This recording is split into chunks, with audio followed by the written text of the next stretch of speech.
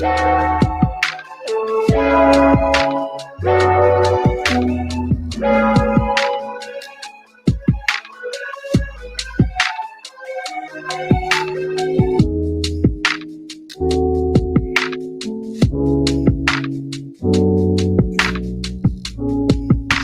up, Bianca? What's going on with you? Yeah, it's crazy.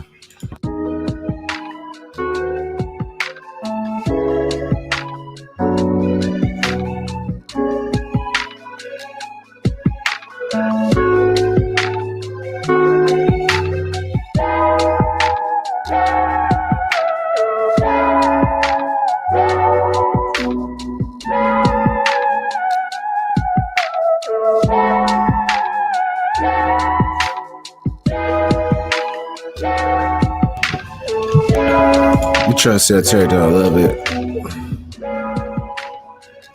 Alright, that's cool.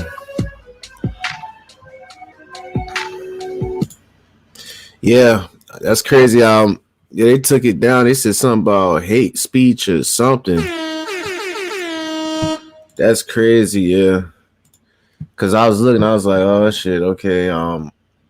I had fell asleep while watching it, and I was like, I'll just go ahead and timestamp it when I, sometime the next day, and woke up and I looked, and then I saw him do that rant, and I was like, yeah, that's crazy. I was like, yeah, it's probably had to do unlisted lives or something because they're not gonna let that slide. It wasn't nothing wrong with that live, ain't it? Wow.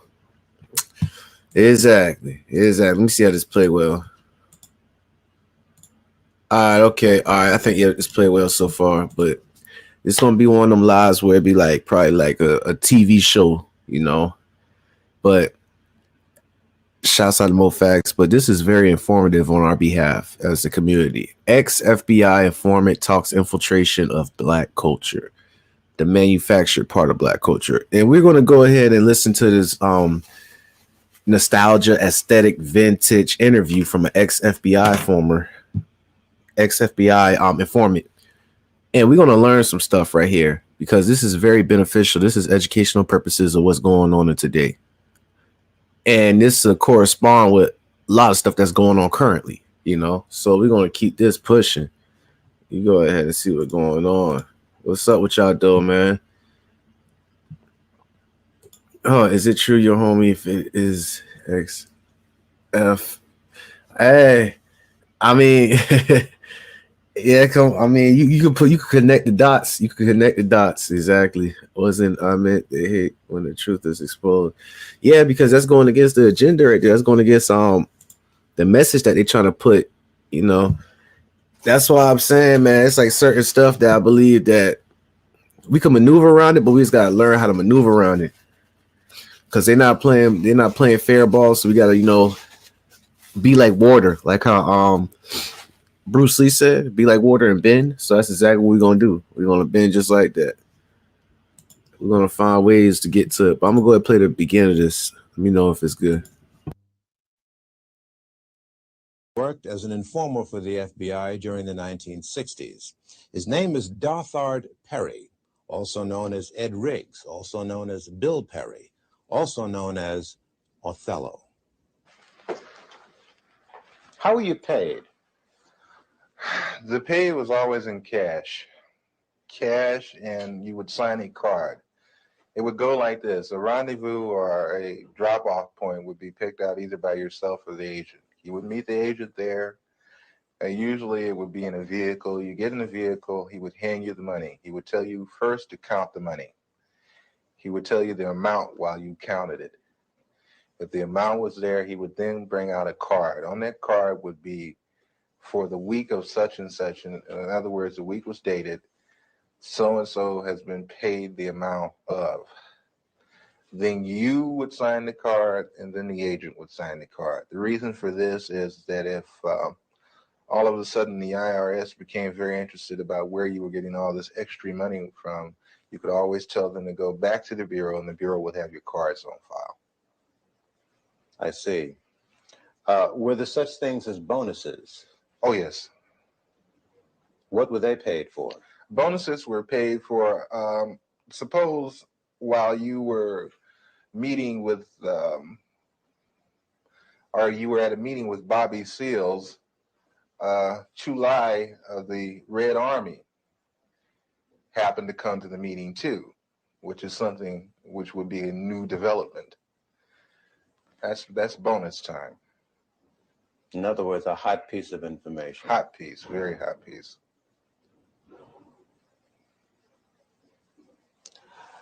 Did you ever suffer pangs of conscience? Quite a few times. Quite a few times. I still suffer pains of conscience. I suffer from the fact that a lot of people trusted me and I misused that trust. I suffer from the fact that a lot of information that I gave out was the undoing of certain groups or certain people.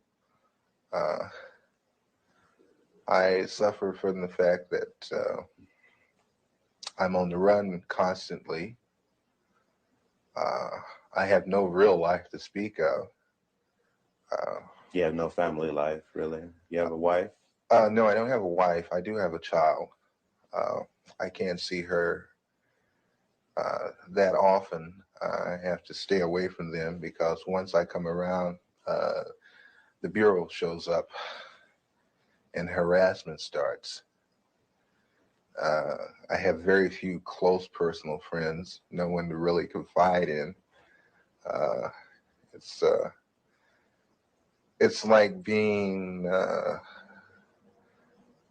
on the outside of a glass jar and everything is happening inside the jar, but you're on the outside. You can see it happening, but you can't participate. Why have you decided to talk to me? For the simple reason, I think this information should be getting out, should be put out to the public. I think not only Black people, but everyone should become aware of what your so-called law enforcement agencies do to so-called enforce the law. Because between you, myself, and the audience, I've seen more felons in law enforcement than I have in prison. Okay, all right. So getting the backstory of this brother right here, I want to. Damn, I keep on calling everybody brother. I need to chill with that. For this individual right here, he's an ex FBI informant, and he's telling how he get paid.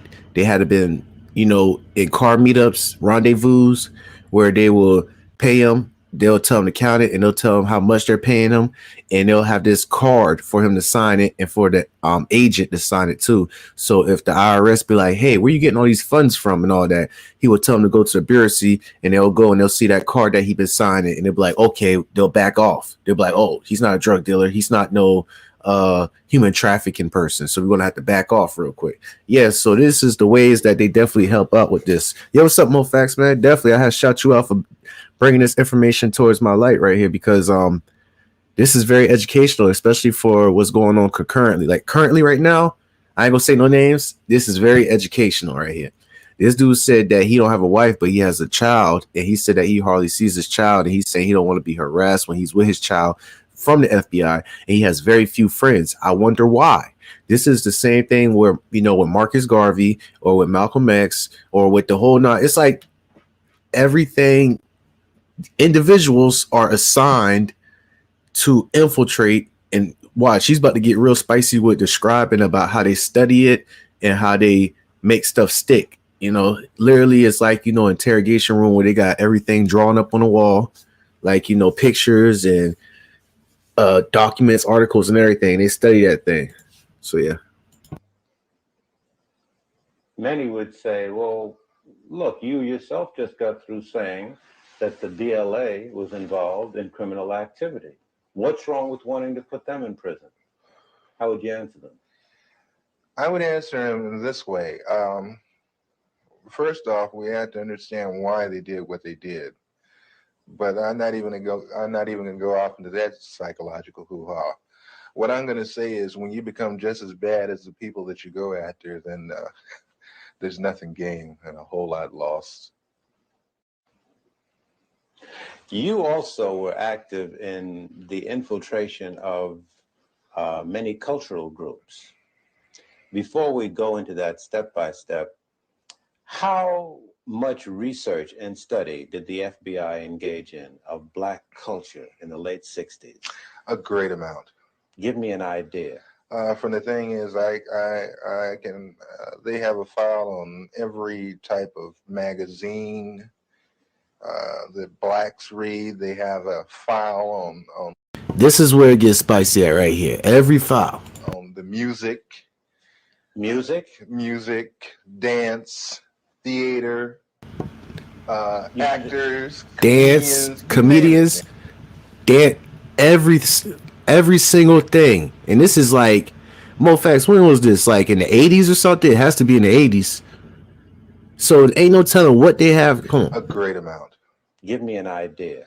From the thing is, I can. They have a file on every type of magazine that blacks read. They have a file on the music, dance, theater, actors, comedians, you name it, man. And they would actually study these different. Yes. Oh yes, definitely. What would they do with music? And yeah, he acted concerned, like, oh, what, they study dances and they get actors, comedians, and musicians. Like, what is the point of that? Interesting. And what's going on in today's society? You know, it's a lot of different subgenres, you know, gangster rap, drill rap, you know, the music right there. Like, what's going on here? To understand the people, you have to understand the culture. To infiltrate, you have to understand. To understand the people, you have to understand their culture. To infiltrate, you have to. Whoa, see, hold on now. It's studying, it's keeping documentations of it. Like, you know, lab rats. It's like, okay, so they like when this music come on, when Back That Thing Up by Juvenile come on, it don't matter where they're at. It don't matter where their environment at. They just, most of the females start twerking. So that's a neurolinguistic programming, or is that some type of MK Ultra that's being conducted right there? So, okay, we're going to document that. Okay, Back That Thing Up is something that's very intriguing to like 85%, the majority of the masses that are within this community. And you see what I'm saying? Just stuff like that they analyze and they keep it pushing. Actors, comedians, you name it, man.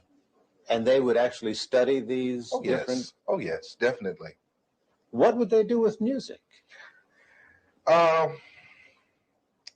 understand the people, you have to understand the culture. To infiltrate, you have to understand. You had a lot of so-called white liberals that were infiltrated.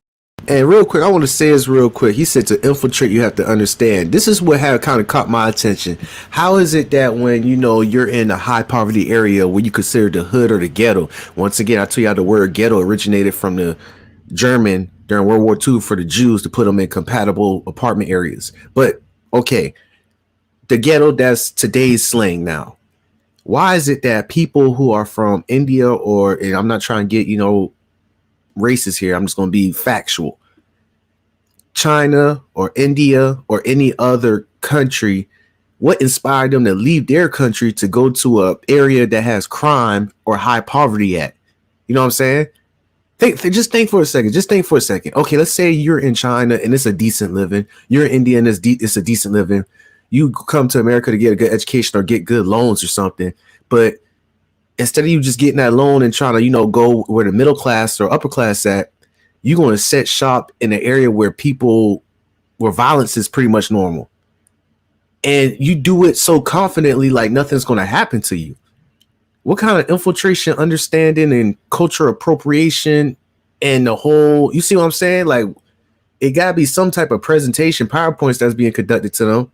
You know, because think about when they're from a different country and they come to America, and I know they see the movies and all that, they probably got a idea of a stereotype of individuals within our community, how we act. Why are they not terrified? Is it because, oh, they'll kill each other, they'll fight against each other, but they know not to touch us because they need us? They might destroy some of our stuff and all that, but, you know, they ain't going to harm us. See, this is what makes me start thinking right here. It makes me start thinking for real. With so-called black groups. using the information that they had gathered from the studies of blacks.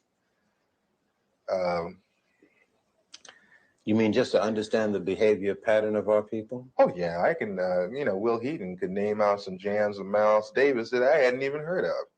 He could name off some books that I hadn't even read pertaining to black culture. See, this dude. I mean, I'm keeping going. Do you ever see agents actually studying the music of? Yes. I've seen them going over even video portion of cultural events. Bouncing, he's excited about this, just bouncing back in the chair in that little. The understanding, like when, okay, you have an organization like Leroy Jones Black House. You remember that? Okay, Leroy Jones's place, which was done on the thing of tribalism. That's where I first heard the word Kintu, Mantu, Huntu, Hentu. These words of the African continuum. I learned that from an agent. He ran it down to me. They make in-depth studies of the personalities of the people they're dealing with too. The psychological analysis I had told y'all about. See, they end up studying the personalities on the people they're dealing with. Culturally, it always helps when it's the thing of you can take their culture and use it against them. How large would you? See, you could take their culture and use it against them, even though half the culture has been manufactured beforehand. Pants sagging wasn't originated from us. The shooting the gun to the side wasn't originated from us. The always want to be ignorant and violent wasn't originated from us. That was projected upon us, and that was considered cultural appropriation after a while. So, like he said, you could use their culture against them. And remember when I say the N-word mindset? Remember I told you about that. And to be honest, let me say this real quick. The reason why you don't be hearing me say the N-word like that much, you'll hear me say it once in a while, because I promise you, I just got through bump it. I'm gonna say it. The reason why I don't say it that much is because definitely from Fresh and Fit, just hearing how lame and corny and cringy it sound when you got people from the outside using it. It's like, hold on, like I could just sense when it's being forced and when it's trying to be cool. Like, they're not fucking with me, bro. They're not messing with me, dude. I mean, nah, I'm realer than all you niggers. Like, what the heck? Yeah, so like that's like, you don't know if it's the A or the ER they're saying, so that thing is cringy as heck. And this, it makes sense, you know. It's like an agent had taught this individual who's doing this interview about his history, personalities, cultural appropriation, studying the music, comedians, actors, musicians, dancers, all that. You see what I'm saying? It's infiltrated already, man. But yeah, that's why I don't really be saying, because it's like it's already infiltrated, it's already screwed over. And this is for a whole nother live right there. Y'all notice I done changed my whole language. Like, y'all pull up a whole video of me, like I think it's like 5 months ago, where I had talked about 3 rappers get bent over by Clubhouse CEO, and how my language and vocabulary was back then. You see how I did a dramatic change, because I'm like, hold up, you actually got lames that's trying to copy and paste this. And what I mean by lames is people who's agents. You can do all the studying in the world and everything, but I could tell if it's not, the essence of it. I could tell if it's copied and paste. I'm gonna keep this pushing though. You say an extensive collection on our culture. Would you say the FBI has? Would you rate it as large as a particular library, like the Schomburg Library in Harlem? Or? I would rate it better. And the fact is that they go into details that we probably would overlook. Will Heaton used to meet me in different places. Will Heaton, that was one of my supervising agents.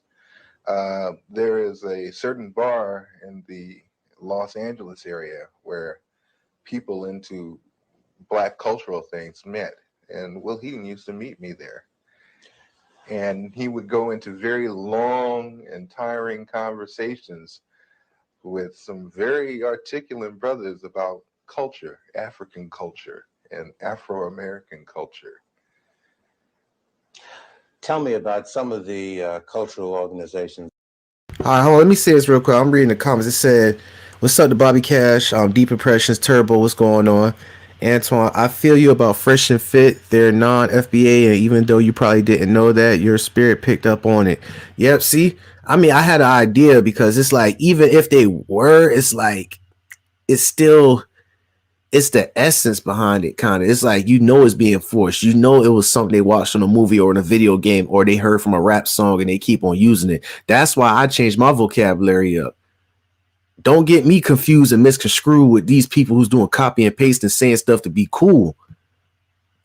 I just decided to be different. Now, this doesn't go against anybody else who used that word. I have nothing against, of course. I mean, maybe once in a while you might hear me say it, but I might not as often as I use it. No. And I have nothing against anybody who comes on this platform and use it from our community. But I'm just saying, like, you see it right here.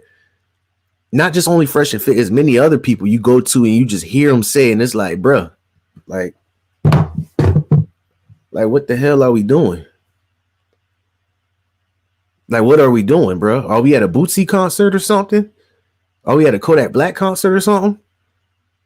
Like, what the heck? Infiltrated to the max. Yeah, man. Like, definitely. What's up, site? What's up? Definitely toxic, man. Hold on, let me keep this pushing. That you infiltrated and what you did. PASLA, Mafunde, Watts Writers Workshop, which they have. The Watts Writers Workshop? Yes. Watts Writers Workshop, which was one of the oldest established Black writers workshop. That place was burned down. Yeah. And you see how this dude, it's symbolic to him.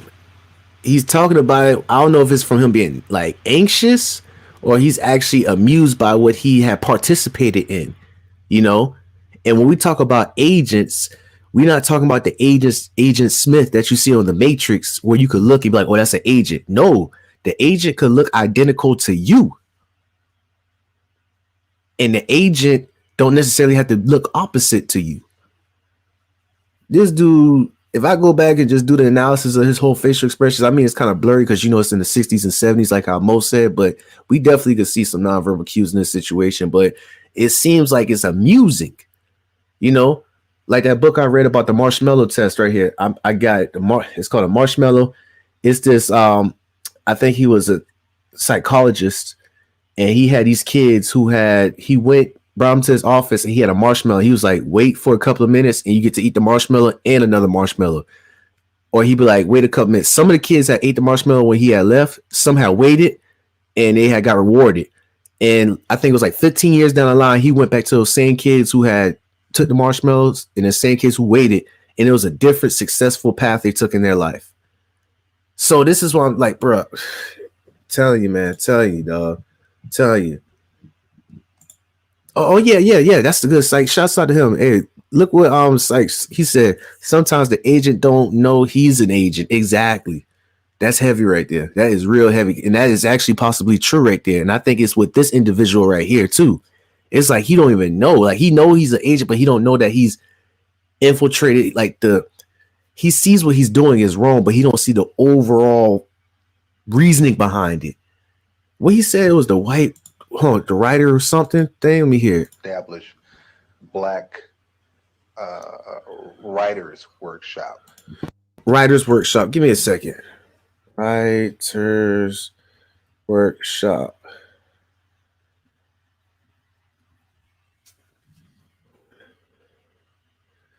Black Writers Program Workshop. 19. I'm about to say I can't see it, man. But if I look, Black Publisher Writers Associate, I'm gonna let them keep going so I could get more down to the research of it. That place was burned down. Yeah. The Bureau had it burnt down. We all had it burnt down. How do you know that? I know because I participated. I did the arson. You burned. He did the arson. Now look where I paused at. See his face right here? It's amusing. Ladies and gentlemen, what we have here is sociopathic traits as we speak right here. Sociopathic traits. You're right. He may not realize that he's an agent, but he's very what the what do you call it? The serotonin or the give me a second, y'all. The response he's receiving from the chemicals in his brain of what he's doing is amusing to him. He don't care what's causing him to do that. He just wants to feel that again. Similar to a serial killer, to a prolific rapist or whoever. They're not looking at what they're doing is wrong. They're just looking at the Turbo. Stop texting my phone. They don't look at what you're doing. They don't look at what they're doing is wrong. They just want to keep on firing off those, your brain has many different chemicals it fires off. They just want to keep on feeling that again. That's what it is, man. We going down the arthritis. Yes. Why did they want it to go? At the time, funding dopamine to the workshop had been cut out, but it looked like there was a possibility of a grant being given back to the workshop. And if there was no theater, there would be no grant. How did you do it? 2 cans of kerosene, Purex bottle, gasoline, and I gotta do research upon this individual right here. Was he granted alimony? Look at this right here. Every time I'm pausing it, we on fire today. We pausing it on all the nonverbal cues right here. All of it. We just caught him with his eyes all the way rolled up to the back of his head when he's thinking about what else he did. This is therapy to him. But, ain't no telling how his upbringing was if he ain't been loved or, it's many things, many from past experience that could cause this. Crazy right here. Crazy. Flare, highway flare. Why didn't you use more sophisticated stuff? Oh, no. You're never overly sophisticated. It's too obvious. This way you make it look like, maybe somebody in the neighborhood that got kicked out of theater at one time got mad and came and burned the damn theater up, that kind of thing. But you perfect right here. That is a perfect way of how they infiltrated. He did it to prove a point. Like he did it for on the federal, FBI behalf. You get what I'm saying? He did it for the FBI agenda behalf. But it could be easily mistaken like, okay, somebody been upset, somebody got kicked out of the movie theater, this or that, blah, blah, blah. So it probably been an act of revenge. They wouldn't be like, hold on, wait a second. The FBI has infiltrated us and they're trying to destroy. Nah, that'll be the least. And it's crazy because in today's society, if you have somebody talking about, see, the FBI has infiltrated this and that, they'll call you Alex Jones. It's a lot of defense mechanism being created to just dilute all this and that, all that jibber jabbering, which is not really, is very informational. You were involved in this theater? I mean, did get to you at all what you were? Hey, man, that got to me a great deal. I love that theater. I built the stage. You built the stage? Oh, yeah. Oh, I tell you, he helped build the stage and all. He loved it. Now, this is where we're going to do the psychological analysis. We're going to get into it now. When I got to the workshop, the stage that had been, the original stage that had been built needed an extension on it. The original part of the stage was in terrible condition. They had no lighting system. I put the lighting system in myself. I put the stage in myself. And that was a stage, man. And that was a theater. That was art he created. He created art.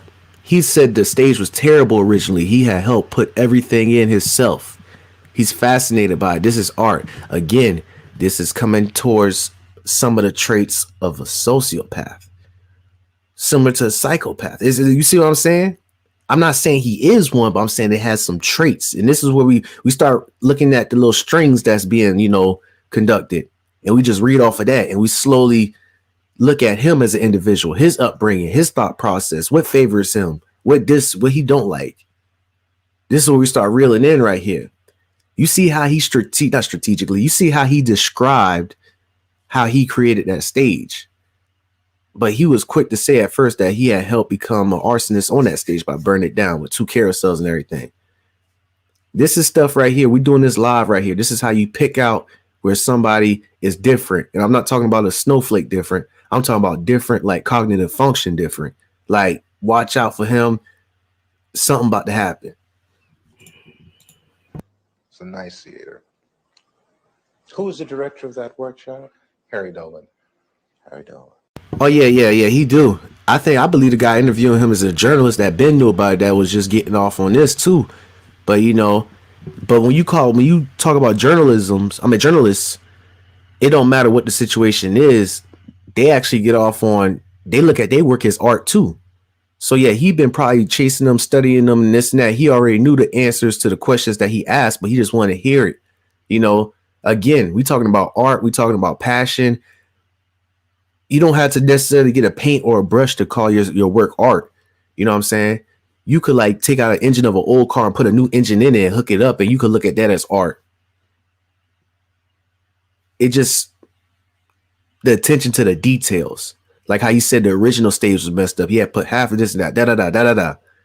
That's when you know, okay, this means something to you. And you burning it up, that means something to you also. You look at that as art. Now we about to go ahead and pull up your whole childhood history. About to pull up what happened, who, what, when, where, how. And we about to get into it more. Some very, very well-known artists supported that workgave money to it. Some very well-known artists came out of the Watts Writers Workshop. Glenn Tubman, Yaphet Kotto, Sidney Poitier used to come down. Very confident man too. Look how he got his just that gentleman's posture right here. Very confident. Take pride in what he do. But we're not gonna use our emotional state or how we feel about this whole situation and be like, man, that's effed up, da. We just analyze it right here because this is very beneficial to us, especially in today's society. But look at his posture right here.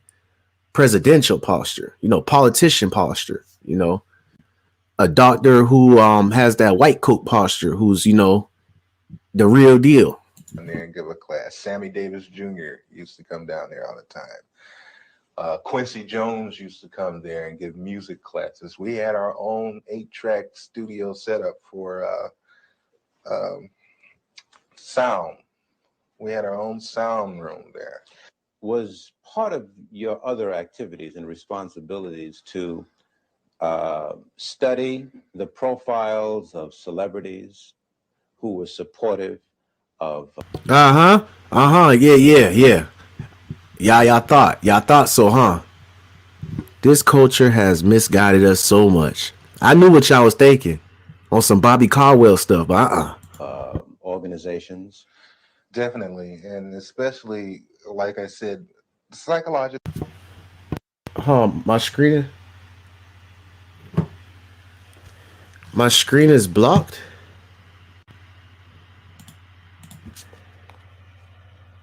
My screen is blocked. This culture has misguided us so much. Oh, you see him now? Okay, I was about to say, I'm like, I know dang well. Okay. So we good. All right, we good. Whew. Close call. Backgrounds, weaknesses, and strengths. Did he have a weakness for blondes? Did he have a weakness for money? Did he snort cocaine? Did he smoke marijuana? They even get in. What I told y'all about the drug thing. Remember when I was talking about way back with the Simps Will Become Aggressive and the Players Club? Shouts out to MoFax. We did it recently, but I'm talking about way back. Remember I told y'all back in the day, if an individual smoke, if a girl smoke weed or whatever, I already know it's a wrap. I already know it's game time. If you got some type of recreational drug that you like to do, and I know about it, I'm just saying, hypothetically speaking, I'm not no freaking predator or nothing, but I'm just saying, you're vulnerable. This is exactly what he's saying. They like to chain smoke, so they can't go 3 hours without smoking a cigarette. They like to hit the bag. Oh, so they go to his house, every, other day at this time. da da da. You know what I'm saying? This is where we starting to study and have an understanding of somebody within the culture, and this is how you could infiltrate that because you understand what they do and what's hip. Come on now. And that's one thing the Bureau loves is their sexual background. They have files and files on different blacks, not only celebrities, but a lot of others, sexual activity. What would they? Now, I say this real quick because I did a video about this, especially with Wapple with the Chopper, about how he learned sign language and how he was articulating his words when he speak. And he's from Florida, from Duval County. But people was thinking that he's supposed to sound like he got chips in his mouth. But this is what I'm talking about, where the culture has been manufactured. There wasn't nobody clown Malcolm X for speaking in an articulate way. Nobody clown Marcus Garvey or Huey P. Newton. You see, if I go back and pull their footage up of how they speak, it was very intellectual. But why is it now? I know why, but why is it now? Oh, as soon as he opened his mouth, oh man, hell no, man. Get your dang, man. What, you raised from the white people or something? The white folks? This is why I have a problem with, because I actually felt that heat once in a while. So due to how I speak, it's a fuck, like, see what I'm saying, y'all? When was that manufactured on the culture? That's why I tell y'all, when I say most of the culture is manufactured, that means it's been projected within our community, and we just did cultural appropriation. We took that in, pants sagging. You know what I'm saying? Boys in the Hood, where Monster had that little pacifier in his mouth. This baby-like stuff for grown men. You see what I'm saying? I know I'm going off the rails a little bit, but I want y'all to see how it's been infiltrated from understanding behavioral patterns, how you put something projected in front of a mass of individuals and you see how they perceive it, how they don't fight it. Come on, man. Come on, man. Come on, man. What they do with this information? Oh, that's used as a weakness. So they would feed these weaknesses. Yes. Did you see that happen? Oh, yes.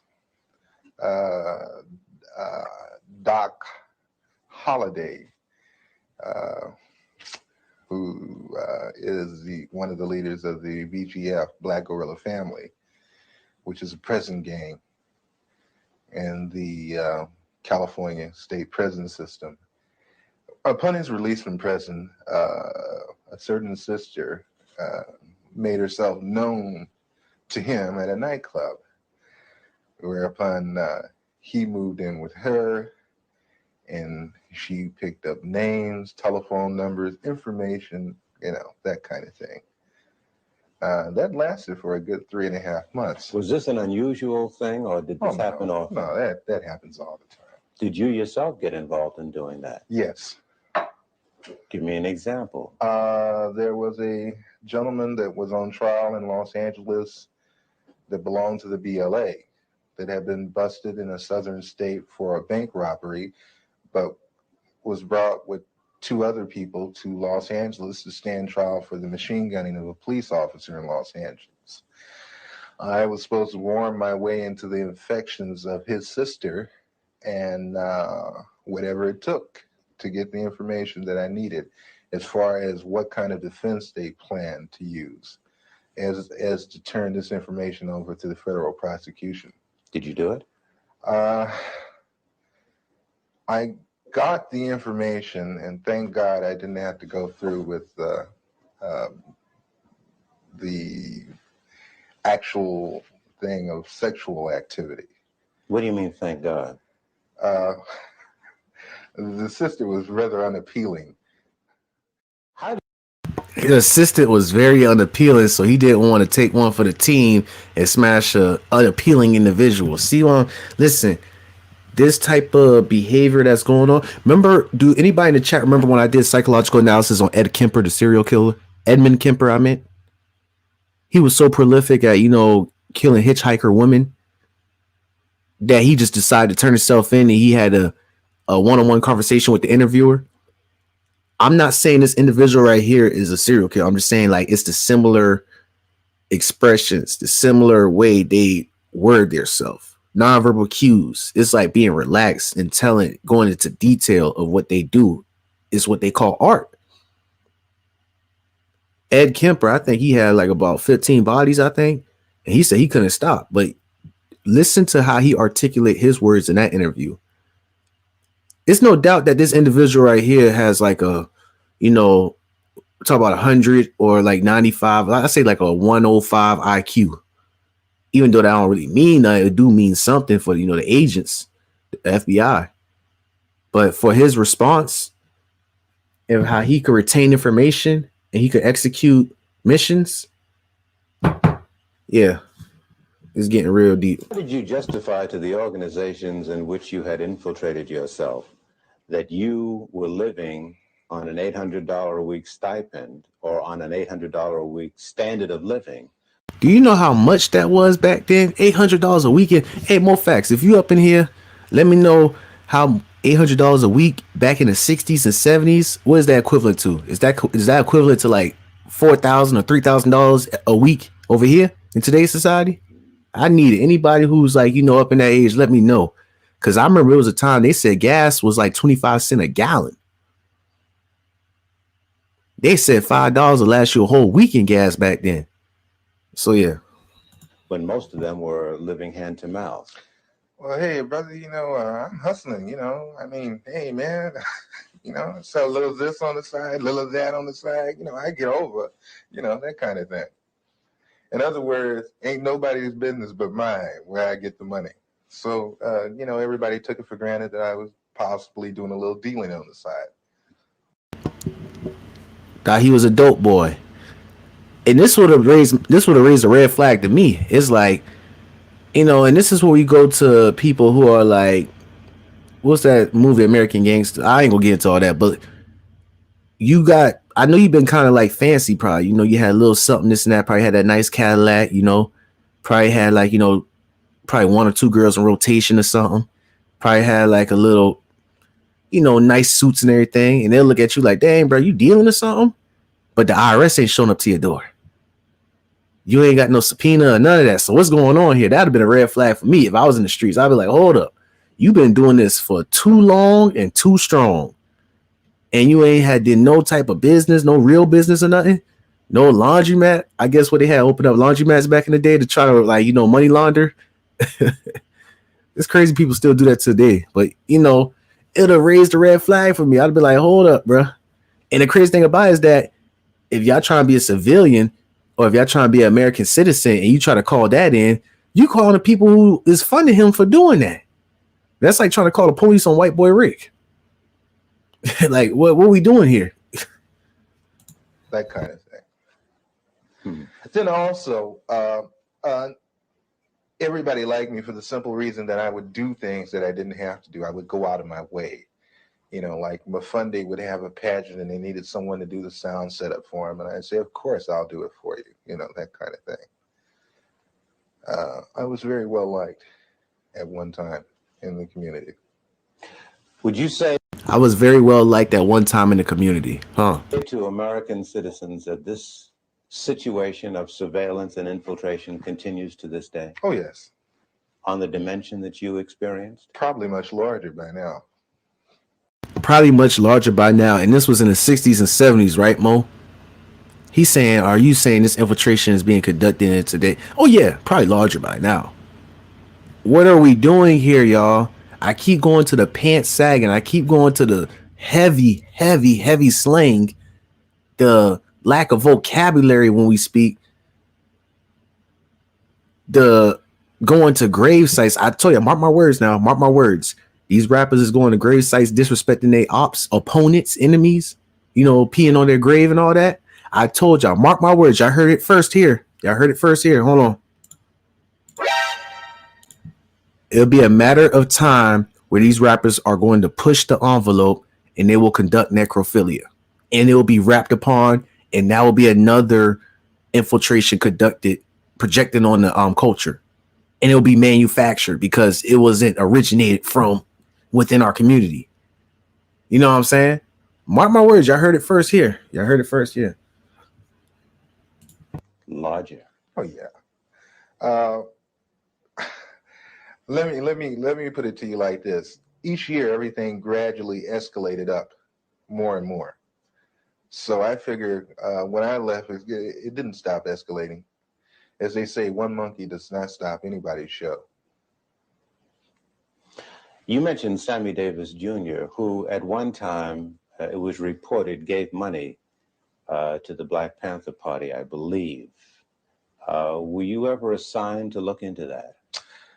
Yes, I was told to try to get as close to Mr. Davis or to anyone in his office as I could.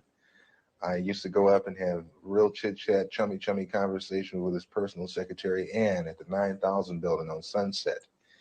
And I used to bring a Portapack video camera, and I used to go around and I would videotape the whole office. You mean celebrities would be coming into his office and you'd film them freely? Oh, yeah. Didn't they question that? I'm from the Ross Writers Workshop. Yeah, right on, brother. You know, that kind of thing. He went into these offices within our community, or, you know, the community that was projected back then. Went into the offices, recorded them. But they wasn't like, hold on, why you recording me? They're like, yeah, right on, brother, keep recording me. They thinking he recording them for just, oh yeah, I was with such and such at this time. No, he was recording you for behavioral patterns, psychological analysis, personality, neurolinguistic programming, what makes you tick, what don't make you tick, what you like and what you don't like. If only they knew that was why he had that camera in that office or recording them. That is crazy, man. That is crazy. No questions asked.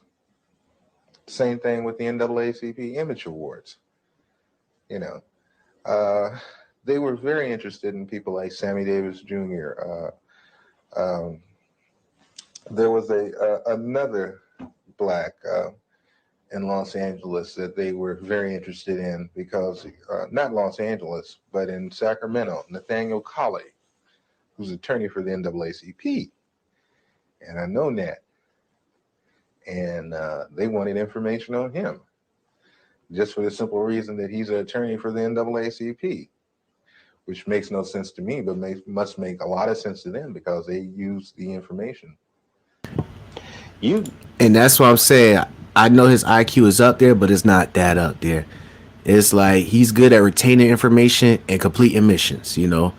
Everybody has their job in the cobwheel, I meant. You know, it's crazy right there. Crazy. Been called upon to testify in Washington. Before who? Before the Senate committee. I was called first to testify before the church committee. And I did go to Washington, D.C. I did testify to those people. And I want to say right now that the committee was full of smack. They got loads and loads of information and didn't even use it, didn't release it. I had tapes that I offered to them in evidence against the Federal Bureau of Investigation with conversations of me and my supervising officer where he's telling me to obtain certain articles for him by stealing. Don't get fingerprints on it. We can really use that. Did you take the weapons over to such and such?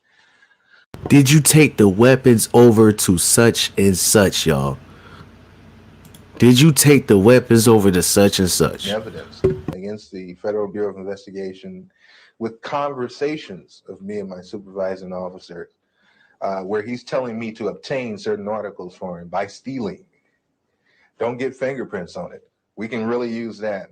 Did you take the weapons over to such and such? The church's committee. Did you take weapons over to such and such? Y'all think it's a game where y'all be seeing memes where they be like, oh, when something goes down, they'll drop a. Remember, I promise, please, anybody in the chat, if y'all find that video, please send it to me. It was a Ku Klux Klan member sitting on a horse, and he was talking about, oh, the blacks, we ain't got to do nothing with the blacks. You know, we could just, you know, I could just go into the hood part where the blacks at and drop a crate of guns and a crate of alcohol and tell them to have at it. You know, they just kill each other. Please, somebody send me that link. I think Ayo had that on one of his Instagram posts. That dude, even they've been saying this, and that movie, I think, not movie, but that video was probably like 10 years old, I think. And this is in the 60s and 70s. They keep on repeating the message. And this is so crazy. This is what we talk about cognitive dissonance. It's like they're telling you what they're doing. They're telling you mostly what they're doing, but it's a defense mechanism. It's just something that it's just not clicking in the majority of our heads. Did you take the weapons to such and such and drop it off? Like, what the heck? That video, I think it was on Instagram. Like, AO shared that, and that video had thousands and thousands and thousands of likes and views. But we still, it's like somebody will listen to a video like that and they'll like it and they're like, damn, that's crazy, man. They want us to kill each other. And then 30 minutes later, they'll put on some poo shiesty.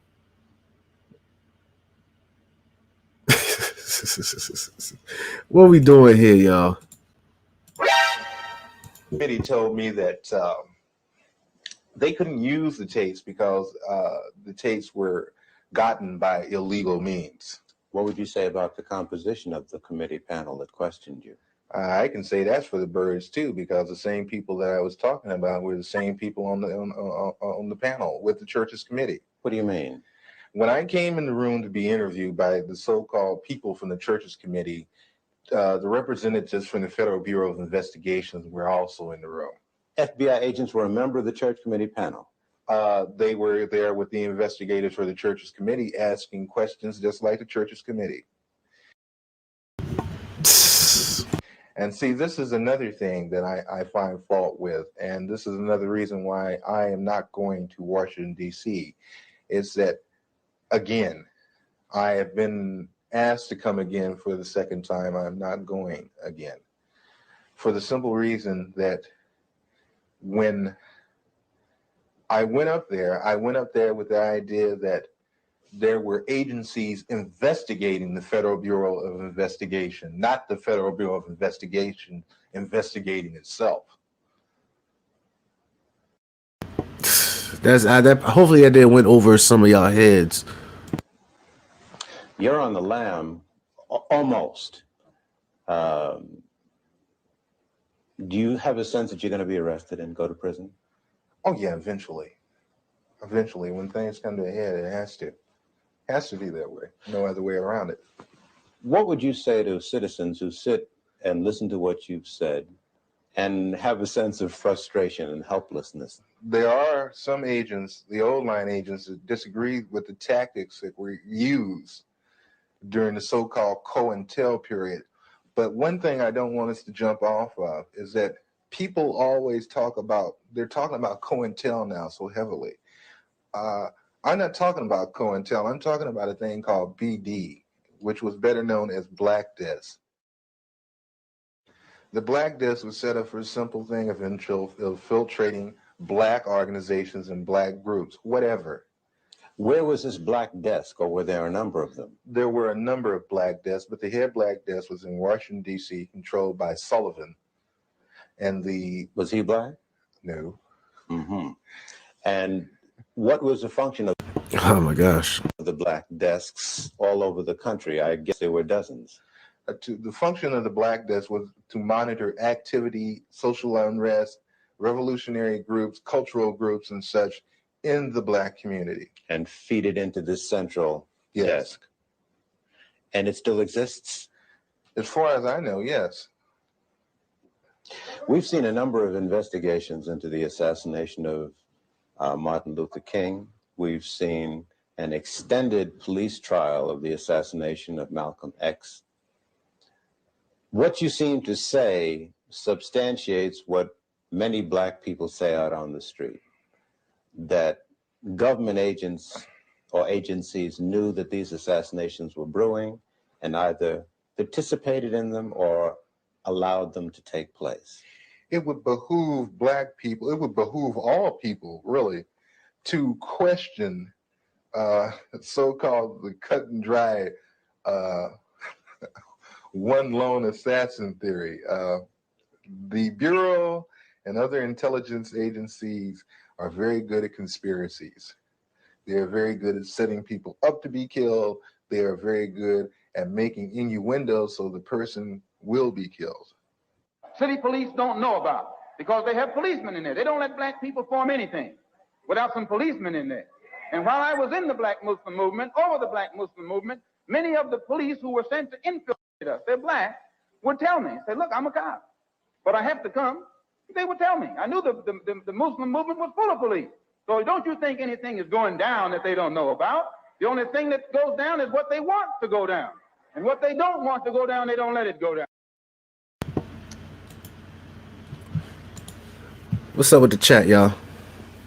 What's up with the chat? Yeah, his answer, yep. What's up with the chat, y'all? It's on some, yeah, they gotta have they looking, they monitoring, they like, okay, what y'all doing? Everything good? Okay, I mean, y'all can say this and that about America, y'all can say this and that about the government, y'all can talk about, y'all can procrastinate about building something that y'all not gonna do. Okay. Oh, wait a second. Oh, y'all pulling up some Marcus Garvey or some Nat Turner stuff. Sending eight people to infiltrate and shut this shit down, please. Send them now over. Like, this is not going down. They talking about starting their own water plant system, electricity. Shut that down. Bring another Pooh Shiesty artist up in here, because we ain't have. They speaking intellectually and they know sign language. Oh hell no, nah, bro. Bring them up in here, man. These niggas supposed to be ignorant, not no smart. The fuck? Come on, man. Bring them up in here now. Talking about engineering and shit. They supposed to be talking about Magic City. Come on, bro.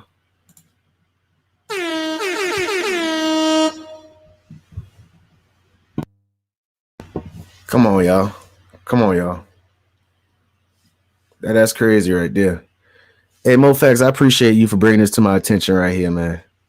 Definitely. They'll let the people y'all look up to, you know what I'm saying? You know, what's his name? You got give me 1 second, y'all. Al Sharpton, or you know, any of the people, like whoever you look up to. It could be a Kodak, anybody. You know what I'm saying? They could say they little procrastination. Oh, we need to own stuff. We need to help build. We need to do this and that. All right, that's cute. That's cute. Oh, see, I started this little school and all that. Okay, that's cute. That's cute. But you bring up that STEM, you bring in science, technology, engineering, mathematics, bringing a whole wave of the 1017 Brick Squad down to Florida as we speak. These niggas getting too smart over here. Bring them over here right now. We supposed to make them ignorant. I thought in 1997 we had changed the culture appropriation of speaking intellectual. Yes, they got videos of Huey P. Newton and Malcolm X, but they supposed to sound like niggas. They supposed to sound like runaway slaves out here. That's exactly what's going on. So this was going on in my head right here. You know what I'm saying? This is what's really going on in our head. Yeah. Black Wall Street. I mean, y'all better just talk about Black Wall Street. Y'all ain't gonna build no Black Wall Street. Shut that down right there. Go ahead and cancel that. Cancel all your plans. BET. You know what I'm saying? We already know who owns BET. We'll let you have the symbolism. Y'all can have all the symbolic stuff and everything. You know what I'm saying? And this is just not for within our community. This is just all. They'll use this race tactic to achieve a bigger outcome, though. You get what I'm saying? Because they do this within their own communities also, too. So there's always a bigger outcome. You always got to zoom out and zoom out. They'll let you get stuck on like, oh, man, see, it's all of us against the world and all that. Yeah, okay, that's true. That's true. But it's always a bigger level. It's always a bigger level of, you know, pushing an agenda, pushing a motive. I appreciate y'all for spending your time with me, man. Definitely appreciate y'all for coming through and all that. Those of y'all who just come in, definitely run this back, because this is very educational and this is what's going on in our culture now, our manufactured culture. The culture we supposed to be talking like this, you know, spitting all that culture, you know, the pants off your ass, you know, even though we already know the origins of the pants sagging, the damn ebonics, you know, hooked off phonics, you know what I'm saying? That type of speech and stuff. Y'all see the crate challenge? I know y'all see the crate challenge going on out here. They doing all types of experiments right here. It just amazes me. A crate challenge. You know, okay, this is what we're going to do. We already know they don't got no health insurance. You know what I'm saying? Yeah, they don't got no health insurance. They, even when they get sick or like if they get injured at the job, they're going to get fired because, you know, they smoke weed, or they're going to have to leave because, you know, we're not paying for that shit. So what can we do to help depopulate it, or let's do an experiment. Let's go ahead and do the crate challenge. Yeah, okay, 80% of them are indigenous people. Okay, that's cool. 20% is the other. Okay, cool. It don't matter. We're gonna do this crate challenge.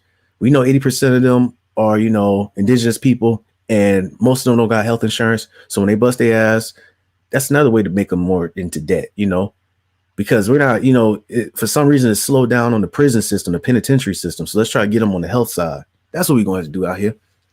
That's exactly what we're going to do out here. That crate challenge. We used to use celebrities and icons now, but we could just use a random person and just put it up there and say crate challenge, and people gonna do it. You saw that Tide thing we did a couple of years ago. We did that Tide thing, right? They've been eating it, and we even got that deal with Super Bowl with the commercial. The Popeyes thing is doing numbers. When that little chicken came out, you know they love chicken. Now we need to do something with grape soda. Exactly. Y'all have a good night, man. I appreciate y'all, man.